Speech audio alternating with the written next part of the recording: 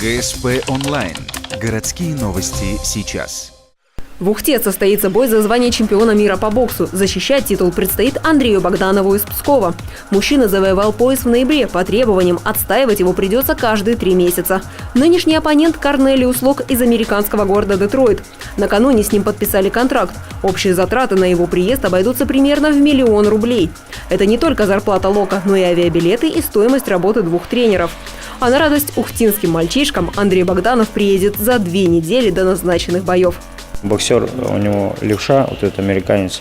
У нас тут есть где-то около 4-5 человек. У нас сильных мальчишек есть, левша как раз. Поэтому он приедет и будем готовиться под американцев с нашими ребятами. Совсем скоро в продажу поступят билеты. Стоимость от 1 до 3 тысяч рублей. Организаторы планируют устроить зрителей не только на трибуны, но и на диванах. Как это будет выглядеть, оценим 16 мая. Именно тогда в Ледовом дворце состоится решающая схватка, состоящая из 12 раундов.